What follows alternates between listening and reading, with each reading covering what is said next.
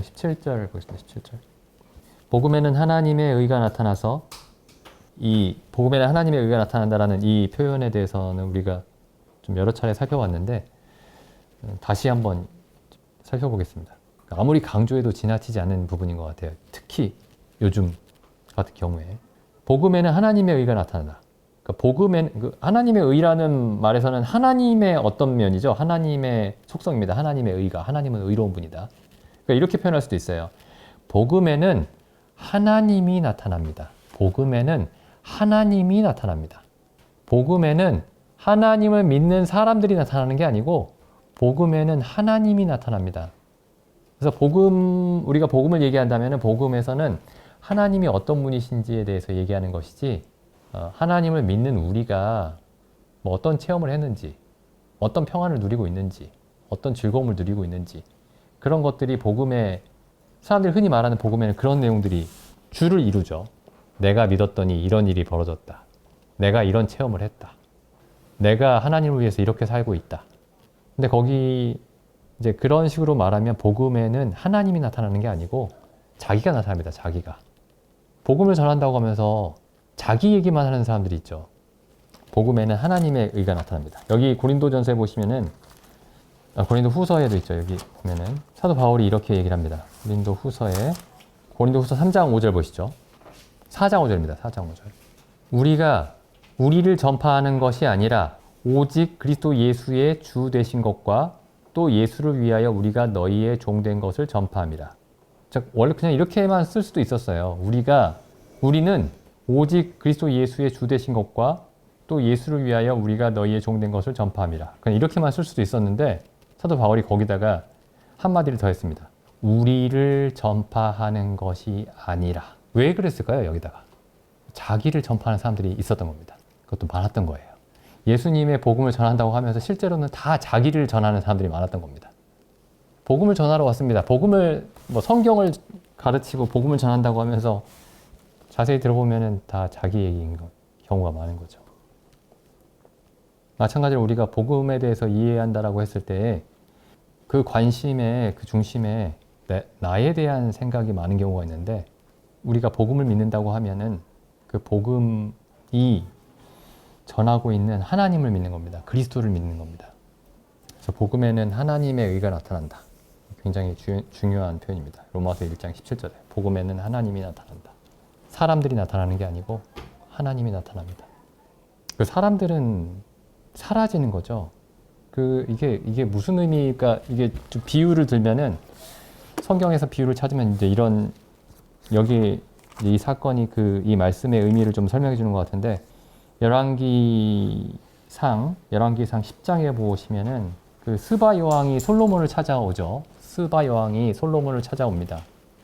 좀 읽어보겠습니다. 여기 자기를 잃어버린다는 게 무슨 뜻이냐. 복음에서는 하나님의 영광만이 나타나고 자기는 잊혀지게 된다는 말이 무슨 의미냐.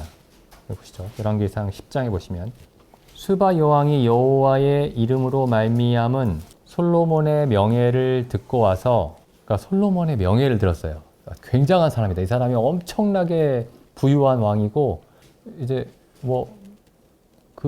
알지 못하는 것이 없고 이런 이제 엄청난 소문을 들은 겁니다. 그래서 명예를 듣고 와서 어려운 문제로 이건 대답 못할 거야 하면서 어려운 문제를 들고 와서 솔로몬 왕을 시험하려고 왔습니다. 저를 시험코자 하여 예루살렘에 오니 이르니 수행원이죠. 수행원이 심이 많고, 그러니까 자기의 세를 과시하러 온 겁니다. 그러니까 이 스바 여왕도 엄청난 사람이었던 거예요. 이 부와 명예가 영광이 어마어마한 사람이었던 겁니다. 수행원이 심이 많다. 수행원이 심이 많고 향품과 심이 많은 금과 보석을 약대에 실었더라. 그러니까 이제 자기가 선물을 솔로몬 왕에게 후하게 주려고 온 거예요. 부유하다는 소문은 들었는데 나만큼 되겠냐 하고 온 겁니다. 저가 솔로몬에게 나와 자기 마음에 있는 그 생각들을 다 질문을 한 겁니다.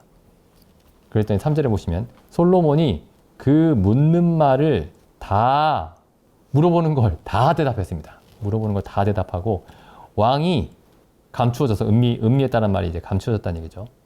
대답지 못한 것이 없었다. 대답하지 못하는 질문이 없었다. 뭐 이런 사람 보신 적 있으세요? 대답하지 못하는 질문이 없다. 저 사람은 많이 안다 라고 할 수 있겠지만 모르는 게 없구나 저 사람이. 그런 사람 본 적 없으시죠? 그 다음 보시죠. 이 스바이 여왕도 굉장한 어떤 그 부유한 사람이고 권세가 대단한 사람인데 4절 보시죠. 스바이 여왕이 솔로몬의 모든 지혜와 그 건축한 궁과 그 상의 음식들과 그 솔로몬의 신하들의 좌석과 그 신하들이 서서 시종 들고 있는 것과 그들의 공복과 술관원들과 마지막으로 여호와의 성전에 올라가는 층계를 보고 어떻게 했죠? 이 정도면 진짜 훌륭하네. 나보다 훌륭합니다. 이렇게 얘기한 게 아니고 정신이 나갔습니다. 나보다 훨씬 낫네. 그렇게 얘기한 게 아니고 정신이 나갔습니다. 정신이 현황하여 왕께 고하되, 이제 뭐라고 얘기하냐면은 내가 내 나라에서 당신이 한 일과 당신에 대하여 들은 소문이 그 소문이 진짜였군요. 이렇게 얘기합니다. 근데 그걸로 끝나는 게 아니고 그 다음 보시죠. 7절에 내가 그 말들을 사실 믿지를 못했습니다. 그 말이 너무 지나쳐가지고 그 소문이 너무 지나치니까 믿지를 못했는데 이제 오니까 그 말이 진실이더라.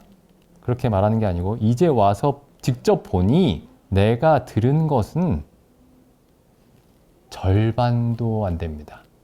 그러니까 이 말로써 솔로몬의 지혜와 그 영광이 다 표현되지 않았던 겁니다. 그 말도 지나치게 느껴질 정도로 그런 소문이었는데 그 소문도 솔로몬의 실제를 표현하기에는 부족했던 거예요. 그럼 여기서 이 사람이 자기에 대한 생각이 들까요? 말 그대로 여기 나와 있는 말대로 정신이 현황한다는 말이 정신이 없었다 이런 뜻입니다. 정신을 잃어버렸다. 복음에는 하나님의 영광이 나타난다. 이렇게 표현할 수 있다면은 거기에는 우리에 대해서 생각할 여지가 없는 겁니다. 그래서 복음에는 하나님의 의가 나타난다. 복음에는 하나님이 나타난다. 복음에는 하나님의 영광이 나타난다라고 했을 때 거기에는 내가 이 복음을 깨닫다니 참 내가 대단하구나 이렇게 얘기할 수 있는 그런 상황이 아닌 겁니다. 사람에 대해서 아무런 얘기를 할 가치가 없어지는 거죠. 내가 죄인인데 내가 이런 죄를 안 지을 수 있었는데 그 죄 때문에 괴로워할 가치도 없어지는 겁니다. 반면에 내가 꽤 의롭게 살았다라는 생각도 안 드는 거죠. 그냥 하나님의 영광을 보고 사람이 없어지는 겁니다. 그래서 우리가 복음을 생각할 때, 복음을 깊이 생각할 때, 자세히 살펴볼 때마다 그런 생각이 드는지. 사도 바울은 에베소 교회가 그렇게 항상 되기를 위해서 기도를 했습니다.